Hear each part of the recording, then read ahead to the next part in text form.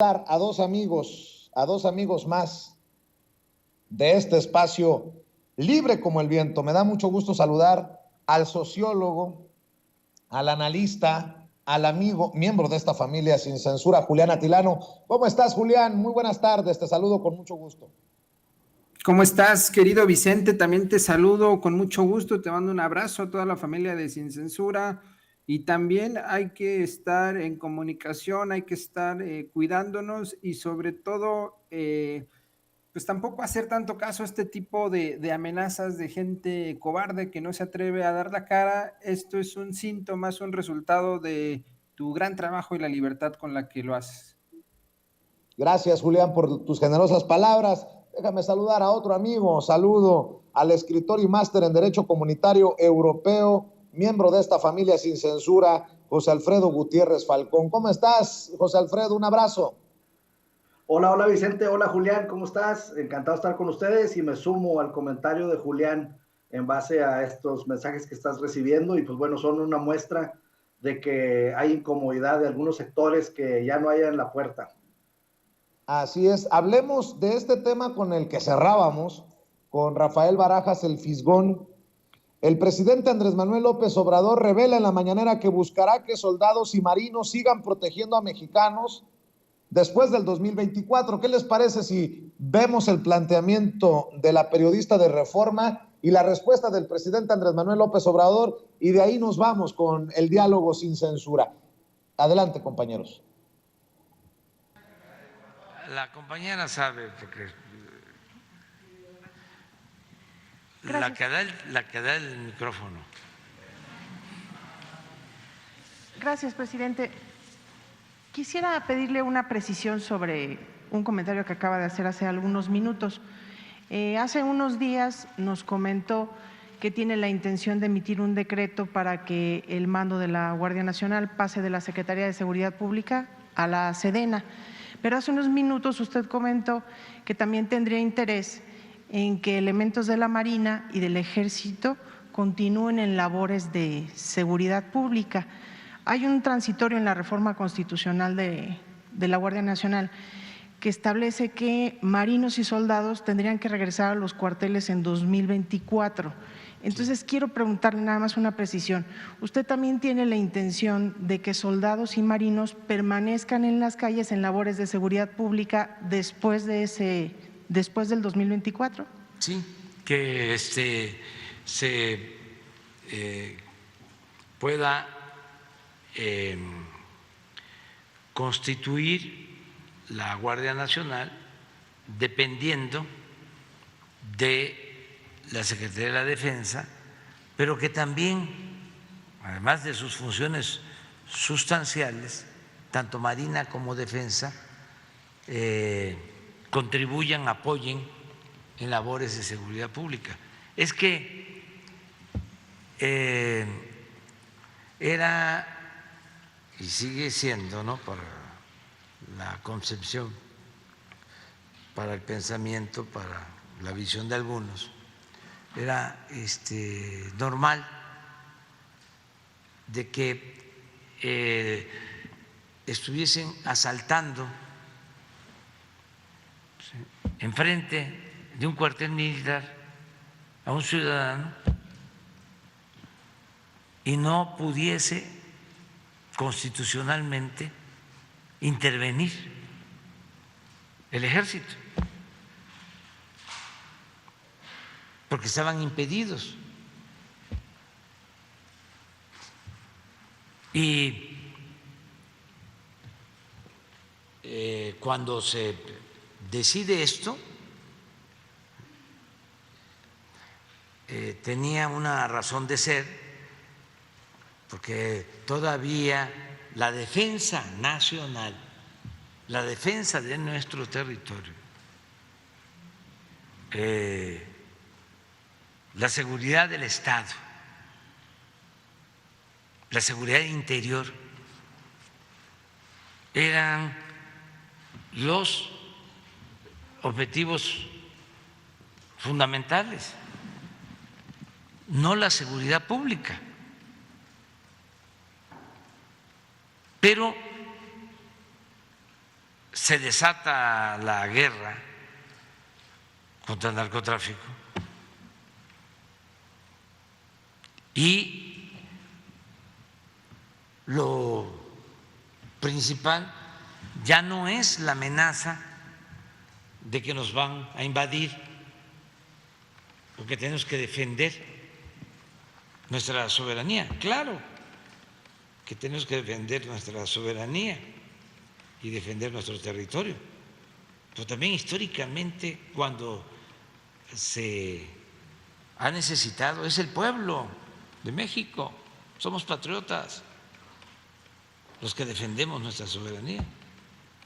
Pero en este caso... Declaraciones del presidente Andrés Manuel López Obrador, quien también asegura que en caso de que intentara regresar entre comillas, Genaro García Luna, pues no se va a poder porque el proceso quedará adelantado, avanzado. Julián Atilano, con tus comentarios en este tema tan controversial, tan importante, tan urgente en estos momentos para nuestro México.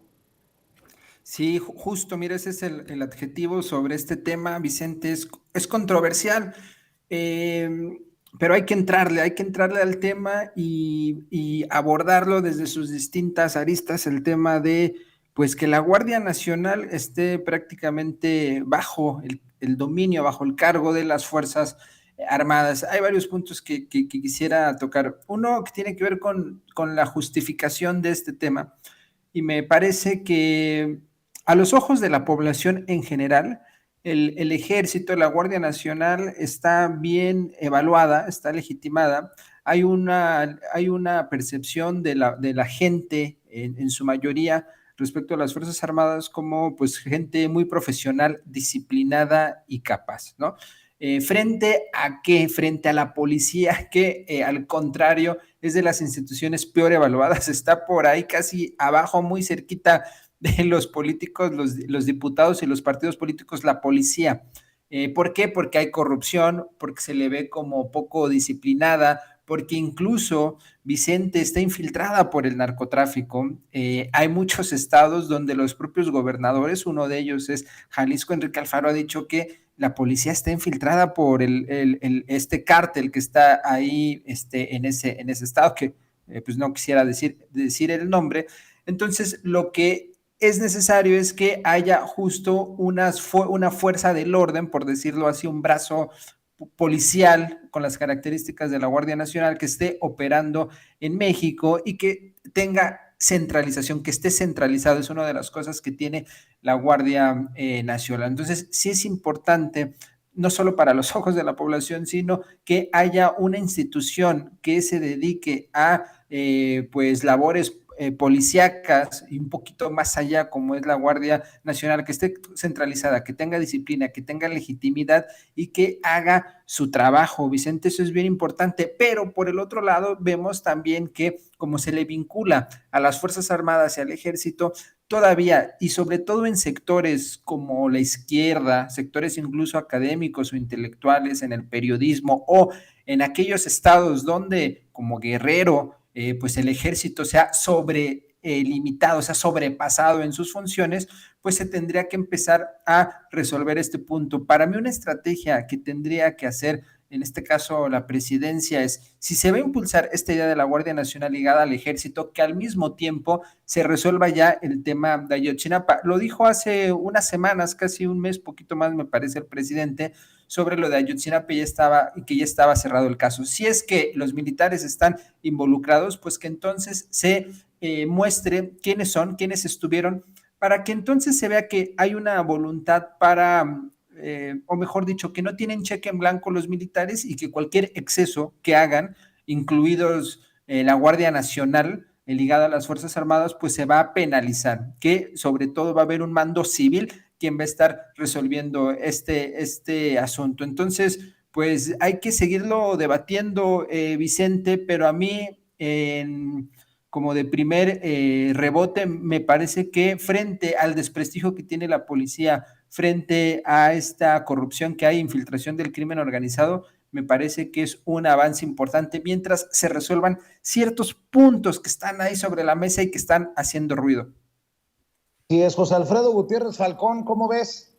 Bien, pues bueno, suscribiendo lo que dice Julián, con lo que estoy totalmente de acuerdo, creo que a la luz de los hechos, pues tenemos que las Fuerzas Armadas son muy diferentes en esta cuarta transformación nacional a lo que habíamos visto en el periodo neoliberal, al menos. Por ejemplo, las Fuerzas Armadas han colaborado de manera enorme para hacer el aeropuerto Felipe Ángeles, están colaborando de manera muy fuerte para hacer el Tren Maya, están colaborando para hacer 2,000 y tantas sucursales del Banco del Bienestar. Los hemos visto de manera muy activa cuando ha habido tragedias, inundaciones, temblores, llegan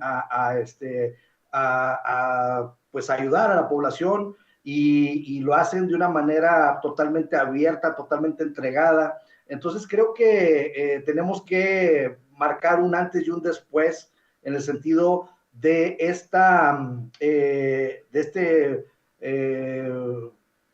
diría yo, de este apoyo que Andrés Manuel López Obrador está recibiendo de nuestras Fuerzas Armadas. Quiero decirte, Vicente, que yo soy criado por un general que fue mi abuelo, Adolfo Falcón Calderón, y pues bueno, yo no he conocido un hombre tan noble, tan bueno, tan recto, tan buena persona como mi abuelo, y todo lo que soy, yo creo que un 99% se lo debo a él en cuanto a mi formación personal. Entonces yo creo que estar diciendo que se está militarizando el país, pues bueno, si va a seguir van a seguir las Fuerzas Armadas como lo están haciendo, pues bueno, pues yo no tendría ningún problema en que se siguiera militarizando, ¿no? Porque estamos viendo una transformación de algunas instituciones que en determinado momento se utilizaron para reprimir, pero como bien lo dice nuestro presidente Andrés Manuel López Obrador, sí, pero recibieron una orden superior, porque debemos de recordar que el presidente de la República es el comandante supremo de las Fuerzas Armadas. Y en este caso, la actitud de las Fuerzas Armadas es un reflejo del pensamiento, es un reflejo de los sentimientos y de la política pública que está llevando a cabo cada uno de los presidentes de la República. En el caso de Andrés Manuel López Obrador, yo los invito a que vean los eventos en los que participan tanto el secretario de la Sedena como el secretario de la Marina, y observen cada que escuchan los planteamientos de Andrés Manuel López Obrador, o cada que escuchan el himno nacional, los invito a que vean sus expresiones. Muchas veces el secretario de la Marina, Ojeda, está al borde del llanto muchas veces, y me llama mucho la atención porque se emociona mucho el secretario cuando están haciendo algo bueno en favor del pueblo, y la satisfacción con la que el secretario Luis Crescencio Sandoval también, la bondad, el gusto, la sonrisa que él tiene siempre que está en los eventos con el presidente, y cuando están encabezando pues el plan de N3 en diversas circunstancias, pues yo nomás los invito a que vean la facha de los de antes y cómo se comportan los de ahora, y la verdad, simple y sencillamente con ver a las puras cabezas de las dos secretarías de nuestras Fuerzas Armadas, ya no se diga la Guardia Nacional, que la verdad nos sentimos tranquilos cuando estamos en la carretera y vemos una patrulla, nos sentimos bien cuando en un pueblo recóndito está un campamento bien instalado, bien construido, decente, digno de la Guardia Nacional. Creo que las circunstancias tienen que hacernos reflexionar sobre la necesidad de que nos sigan resguardando, porque cuánto cariño, cuánto afecto, cuánto esmero han mostrado las Fuerzas Armadas durante la Cuarta Transformación Nacional, cuánta empatía han estado reflejando con el pueblo de México, porque, como dice Andrés Manuel López Obrador, son pueblo uniformado, Vicente, y pues bueno, a lo mejor yo, la verdad, en la carretera, cada vez que veía un policía federal, pues me daba temor más que seguridad, y ahora es diferente, ahora saludan de manera amable, los ves por toda la carretera. Acabo de viajar de San Miguel de Allende hasta Piedras Negras, ida y vuelta, y son amabilísimos y están haciendo su trabajo. Entonces, lo que no quiere la gente que está en contra de la 4T, pues es que no le salga nada bien a la 4T, y como la delincuencia está bajando, los delitos federales han bajado más de un 30%, los homicidios se detuvo la tendencia y ahora están bajando. Entonces, pues bueno, y eso pues ellos no quieren que suceda, y sucede porque precisamente hay una coordinación con las Fuerzas Armadas que están haciendo un trabajo pues extraordinario, y yo siento que tienen que seguir apoyando al pueblo de México, Vicente. Así es. Grábenos, vamos a ver algunos de los videos de la Secretaría de la Defensa Nacional, del Ejército Mexicano, los héroes que también buscan rescatar a los mineros atrapados en la mina de carbón allá en Coahuila. Vemos y escuchamos.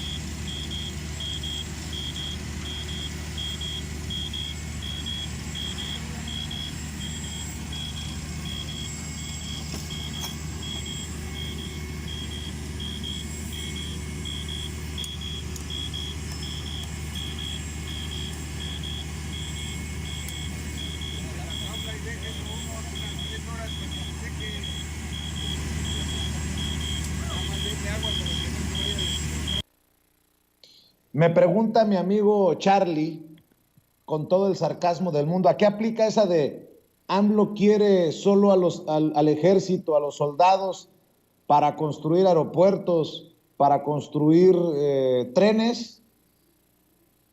Bueno, pues ahí están los soldados, que son héroes del pueblo uniformado, en la carrera contra el reloj para tratar de rescatar con vida a los mineros atrapados, mi querido Julián Atilano, en momentos en que el presidente también destapa corrupción en torno a esta mina, el Pinabete, allá en Coahuila. Admitió el presidente que apareció un prestanombres, presunto dueño de la mina.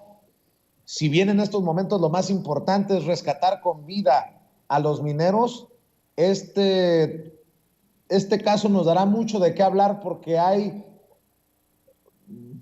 espero no sonar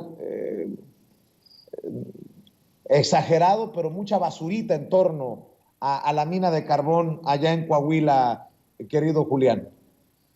Hay un desastre, Vicente, lo que está pasando ahí en la mina y en Coahuila. Desde el lunes de esta semana lo comentábamos, está la concesión que da Vicente Fox, pero efectivamente hay prestanombres. Y lo que también comentábamos desde el lunes, esta situación de la inscripción al Seguro Social de los mineros. Hay una serie de irregularidades que hay ahí en esa mina. También, ahorita el objetivo principal, Vicente, es que rescaten a los mineros que están. Ya empezaron los trabajos, ya hay un despliegue militar, protección civil, etcétera, ahí trabajando, pero paralelamente tiene que estar esta línea de investigación trabajando. La fiscalía también desde hace varios días ya entró, pero también que esto sea una ventana, Vicente, para ver qué está sucediendo en todas las minas. no es la primera vez. Cada caso que hay un desastre en torno a una mina sucede lo mismo. No tenían seguro social, pésimas condiciones de salud, etcétera. Incluso en algunos hasta hay niños. No es la primera vez que sucede esto. Aquí, Secretaría del Trabajo tendría que hacer una investigación en todas las minas que haya. Sabemos que no ha habido nuevas concesiones en este gobierno, pero las que ya están, que revise bien exactamente qué es lo que está pasando. Y en el caso de Coahuila, pues hay, como se documentó hoy en la mañanera, gente metida de todo, incluso un senador que sabemos que está incluso ligado a Ricardo Monreal, muy protegido, metido en el tema del carbón, gente de todos los partidos. Es decir, los intereses económicos son tan fuertes en esos estados donde están metidas las mineras, las canadienses, las que tienen capital nacional, etcétera, que básicamente lo que generan es un esquema de corrupción. Entonces, sí es bien importante que esto se use incluso como pretexto para resolver esta serie de problemas. Y si hay que finalizar una concesión, adelante. Porque no es posible que las familias de estos mineros, que los propios mineros estén en esas condiciones.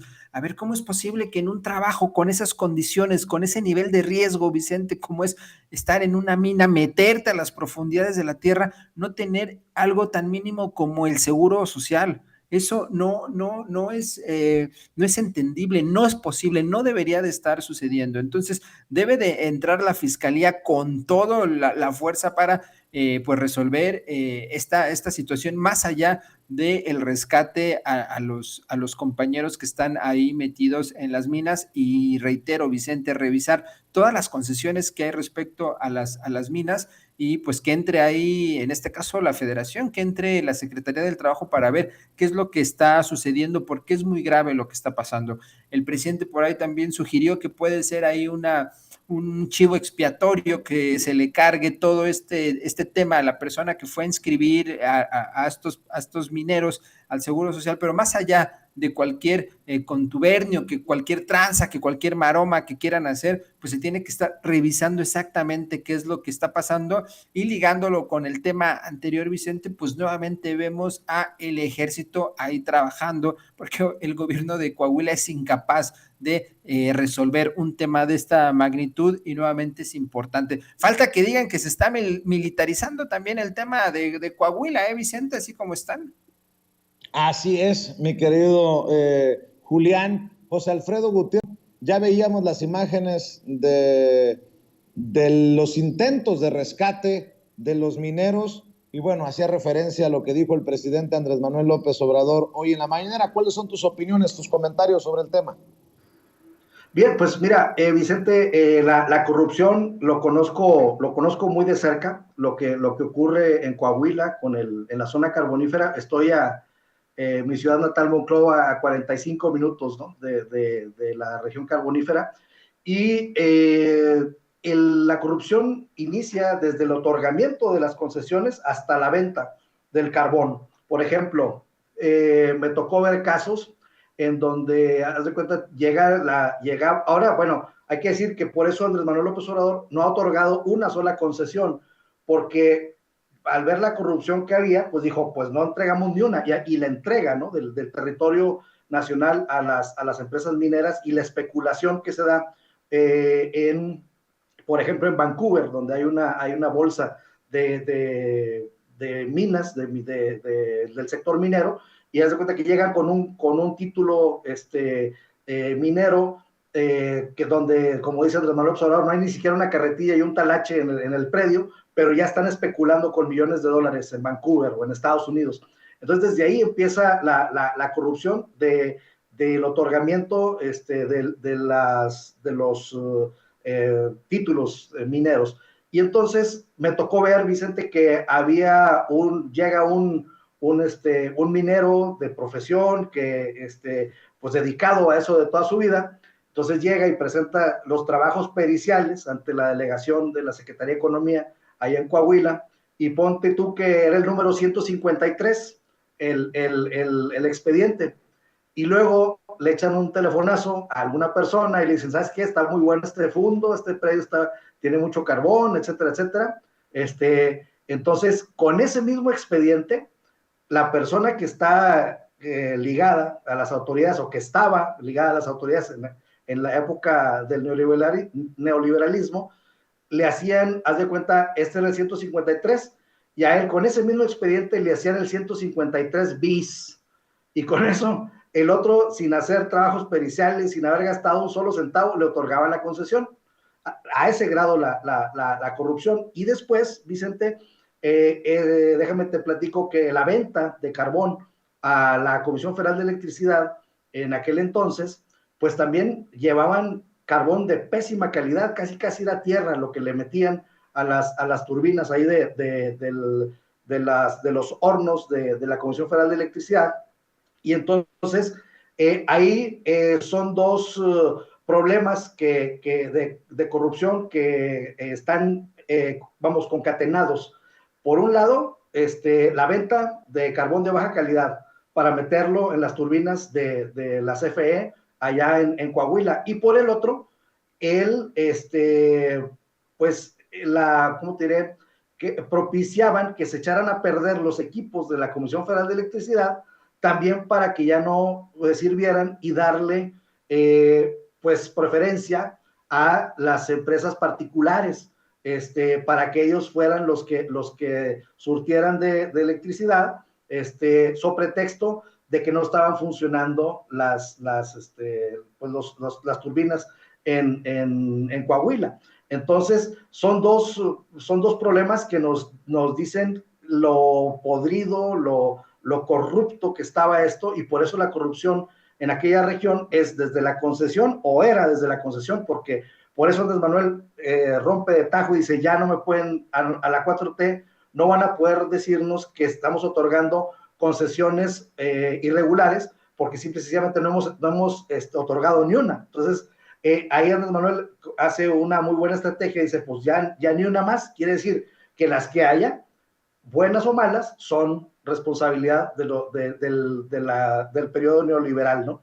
Entonces, pues bueno, esa es la realidad que se vive allá, y en cuanto a estas minas que son pozos, podemos ver de todo en la región carbonífera, podemos ver inmensas explotaciones de tajo a cielo abierto, en donde andan los yucles se ven pequeñitos, esos camionzotes enormes se ven pequeños alrededor de estos tajos a cielo abierto, y podemos ver también los pozos, que estos pozos prácticamente los mineros están trabajando como en la Edad Media, se bajan un pozo, traen una tina, le empiezan a pegar a donde está la veta, empiezan a llenar, y luego con un malacate suben el mineral y lo van juntando. O sea, hay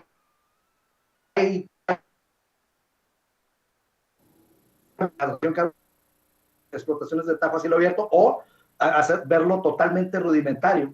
Entonces, sí, tenemos que, como dice Julián, ver esto, pero yo creo que se va a atender desde luego, pero esta sería una buena propuesta de regularizar para el gobierno que venga, ¿no? Porque es tan profundo y es tan inconmensurable el problema, que sí va a requerir, puede ser una gran propuesta de campaña para cualquiera de los candidatos o candidatas que queden, vamos, que le quieran dar continuidad a la Cuarta Transformación Nacional, porque es todo un tema que en 2 años es difícil de que se resuelva, pero al menos se está atendiendo el problema, pues, con mucho corazón por parte del gobierno de Andrés Manuel López Obrador.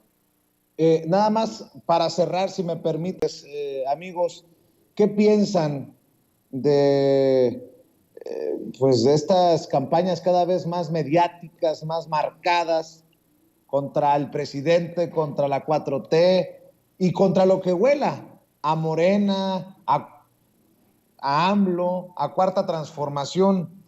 Yo creo que una de las más nefastas es esta de ataque directo a la maestra Delfina Gómez rumbo al 2023, salvo que ustedes me digan otra cosa. Julián Atilano, yo me la paso exhibiendo hipocresías de del conservadurismo de la derecha. Y siempre pregunto si lo peor está por venir. ¿Cómo ves esto que estamos viendo? ¿Cómo ves esto que estamos presenciando, siendo testigos? Desde 2017, Vicente, cuando fue candidata por primera vez a la gubernatura del Estado de México, comenzó una campaña clasista, muy clasista, eh, porque usaba palabras como aiga, usaba otro tipo de palabras y se escandalizaba la oposición, la veían como alguien que no tenía los méritos para ser gobernadora. ¿Por qué? Porque en el Estado de México lo que hemos visto desde siempre, desde que hay elecciones en ese estado, es un linaje, Vicente, una cuestión incluso hasta monárquica, en donde de facto se heredan la gubernatura. Ahí está la familia del Mazo, ahí están una serie de familias, los Delfines, Erubiel, el actual gobernador también es Peña Nieto, es decir, es un linaje, es una familia, es una mafia en el sentido más clásico de la palabra, donde es la familia, donde se reproducen este esquema de corrupción. Y pues imagínate cómo de repente iba a llegar alguien, una maestra, una profesora, alguien que viene del magisterio, alguien que viene del pueblo, alguien que es y conoce al pueblo, a gobernar ese estado lleno de mafiosos, en una campaña, pues básicamente de Estado que le hicieron en contra de la profesora, de la maestra Delfina, y desde ahí ha venido el ataque. Después, pues estuvo un poco fuera de los reflectores, llega a la Secretaría de Educación Pública, nuevamente los ataques en contra de ella. ¿Cómo es posible que alguien con estas características despectivas que ya dije, pues va a ser la secretaria del Estado, donde en algún momento estuvo Vasconcelos? Decían, ¿cómo es posible que ahora va a estar una profesora como es Delfina? Y nuevamente se propone, todavía oficialmente no es, por una cuestión ahí de las leyes, pero pues va a ser la encargada ahorita de organizar los comités de base, y en su momento pues sabemos va a ser la candidata a gobernadora de Morena, y ya viene otra vez, pero ahora cargado de otra narrativa. ¿Por qué? Porque no les funcionó, Vicente, esta narrativa clasista que comenzó en 2017, porque justo en 2018 pues gana el pueblo. Entonces pues ya no puedes irte abiertamente, o no toda la oposición abiertamente, aunque en el fondo lo crean, en contra del pueblo, porque el pueblo es lo que sostiene a la 4T. Y entonces ahora, ¿qué le dicen? Que es corrupta, que es tranza, que hizo no sé cuántas cosas, aunque el tribunal ya haya dicho que pues la profesora Delfina no está involucrada en cualquier esquema de corrupción. Es decir, es una candidata, una posible candidata, una profesora que está limpia, pero le están atacando desde ahí. Pero más allá de eso, Vicente, cualquier tipo de ataque pues no les va a servir, no les va a servir. Está cantadísimo que va a ganar Morena en el Estado de México. Sí van a tratar de hacer todo lo posible, aunque el gobernador no sea tan explícito y quiera entrar, pero las fuerzas más oscuras que hay adentro, que hay en el fondo del Estado de México, uno de los estados pues más con más cochinero en términos electorales, pues definitivamente van a tratar de morder un pedazo del pastel, quedarse ahí con lo más que puedan, pero a pesar de todo este esquema que llegue a implementar las fuerzas más oscuras del PRI en el Estado de México, pues no le van a ganar a Delfina. La profesora Delfina tiene mucha estatura moral, y pues tiene la capacidad además para gobernar un estado como el Estado de México. Y lo que más me gusta, Vicente, es que justo alguien que viene desde abajo, alguien que es del pueblo, alguien que trabaja con el pueblo, pues rompa con ese linaje, rompa con ese esquema monárquico de esos priistas, y con ese bastión. Va a ser algo muy simbólico que llegue alguien como la profesora Delfina al Estado de México. Yo lo aplaudo, y sí, van a seguir constantemente esos ataques. Yo creo que el clasista va a ser un poco más disminuido en ciertas personas, en los bots, ahí va a estar con todo, en la gente que no da la cara, ahí van a estar golpeando, pero se van a cuidar un poco más algunos personajes, y van a irse, la estrategia va a ser pegarle del lado de la corrupción. Pero bueno, ¿a quién está del otro lado, Vicente? Pues está el PRI, está Lito Moreno, está la verdadera corrupción, y por otro lado, pues está el PAN, que no tiene gran fuerza en el Estado de México, salvo un pequeño sector cercano a la Ciudad de México, Naucalpan, Izcalli, etcétera, y pues el PRD que prácticamente no trae nada, ¿no? Pero es lamentable el golpeteo que está teniendo Delfina y el golpeteo que a diario tiene el presidente López Obrador o Gatell o Marilena Álvarez Bulla, la directora de CONACYT, que también la están golpeando. Y igual que a ti hace rato, Vicente, que te lo decía, este mensaje que te mandaron para intentar intimidarte, pues no es otra cosa que el resultado del trabajo que se está haciendo, que se está avanzando. No por nada Morena de la 4T, pues prácticamente gobierna más de la mitad de los estados de la República. Ese es el resultado de un buen trabajo, ese es el resultado de un proyecto transformador. Gracias, mi querido Julián Atilano. Pues vaya que si están desesperados, y puse el ejemplo de Delfina, pero pude haber puesto el ejemplo del hijo menor del presidente, que si se pone unos tenis de no sé cuánto, que si se fue a no sé dónde, el hijo mayor del presidente que ya incluso amagó con tomar acciones legales si así lo considerara, en fin, ahora hasta... No, pues ¿qué te digo, José Alfredo Gutiérrez Falcón? Pues bueno, sí, es producto de la desesperación y bueno, es muy evidente que todavía cuando falta mucho tiempo porque se lleve a cabo el proceso electoral en el Estado de México y cuando apenas sale la maestra Delfina de las encuestas, pues ellos ya están queriendo aventar toda la carrocería, la cargada, ¿no? En contra de la maestra. Pero ante esa reacción, pues yo preguntaría, ¿a poco es todo lo que traen? O sea, nomás traen eso porque no es nada, ¿no? Pero ellos están tratando de ver como, de hacer ver como si esto fuera algo gravísimo, como si fuera su única oportunidad para pegarle a la maestra Delfina. Y la verdad, pues uno dice, bueno, pues si en eso están basando su ataque, pues la verdad es que no trae nada, ¿no? Entonces, estratégicamente hablando de manera política, creo que se exhibieron porque pues ya mostraron lo que traían y ahora qué van a hacer para tratar de golpear la candidatura de la maestra Delfina. Tenemos que decir que la maestra Delfina es maestra frente a grupo, fue maestra frente a grupo y de ser maestra frente a grupo llegó a la presidencia municipal de Texcoco, después fue diputada, después fue senadora y después secretaria de Educación Pública. Es decir, ella tiene una carrera que muchos políticos del PRIANREDEP no tienen. ¿Por qué? Pues porque ella sí se enfrentó al electorado, por ella sí votaron.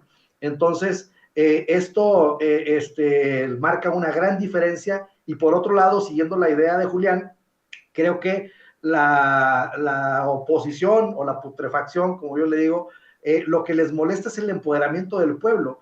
Y si algo representa la maestra Delfina es al pueblo. ¿Por qué? Porque por méritos propios ha llegado al lugar donde está, ya ha hecho un buen papel como secretaria de Educación, se desempeñó muy bien como diputada, excelentemente como presidenta municipal, y entonces pues ya quisiera esa carrera política cualquiera de los opositores que como digo, no todos la tienen y en ese sentido se van sobre su aspecto físico, sobre que es mujer, sobre que pronuncia mal, etcétera, etcétera, que si nos damos cuenta, pues son muy parecidas esas críticas que le hacen a la maestra Delfina, son muy parecidas a las que le hacen al presidente Andrés Manuel López Obrador. Que si no cruzó la pierna, que si los zapatos no los trae boleados, que si el traje está arrugado, es decir, puras, digo, perdón del auditorio, pero puras estupideces, no están abonando nada al debate político. Entonces, creo que lo único que hacen con esos ataques tan sin razón, sin sustento, con tan poca sustancia, pues lo único que hacen es exhibirse y pues bueno, hay que estar muy pendientes de qué más van a tratar de hacer en contra de la maestra Delfina, pero como dijeron los grandes analistas de tercer grado, pues es una cosa que ya es un hecho que vayan que va a perder, ¿no? Que va a perder, y qué bueno, como dice Julián, pues que una dinastía de ese tamaño, que una, pues no, ahora es muy elegante decirle dinastía, pero bueno, se parece más a una mafia, pues ya estén por salir del Estado de México, que estuvo por tanto tiempo pues sometido a este grupo.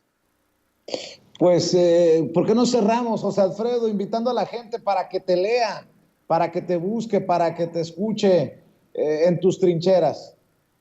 Gracias, Vicente. En Twitter estoy como @Gutiérrez Falcón, en Facebook José Alfredo Gutiérrez Falcón, y hoy se publica una columna mía que se llama A los jóvenes, la columna en los Reporteros MX, en donde les estoy hablando sobre bazarmx.community, que es una plataforma digital para apoyar con marketing digital a las micro, pequeñas y medianas empresas mexicanas, porque adolecen mucho de estos herramientas, y entonces hicimos toda una plataforma, la pueden ver, bazarmx.community, ahí pueden ver esta plataforma y pueden ver también los contenidos que estamos generando.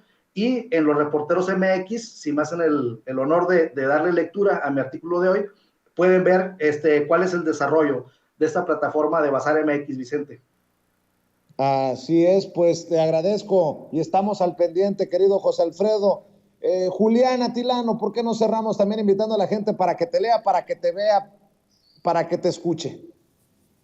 Muchas gracias, Vicente. Me pueden seguir en @JuliánAtilano en Twitter, y todos los jueves a las 9 de la noche en Señal Tlatelolco. Y justo el día de ayer estuvo la gran Alina Duarte, que es integrante de la familia de Sin Censura. Hablamos sobre el tema de Colombia, así búsquenlo en YouTube, Señal Tlatelolco. Y pues un honor, como siempre, participar aquí en este espacio. Vicente, un abrazo a la gran familia de Sin Censura, y que se te resbale todo lo que te digan, pero eso sí, estar siempre atento, Vicente. Claro que sí, te agradezco mucho, Julián. Hay que estar atentos, pero al rato corro a la farmacia por mi tarrito de vaselina. Gracias, Julián, gracias, José Alfredo, que pasen excelente tarde y excelente fin de semana.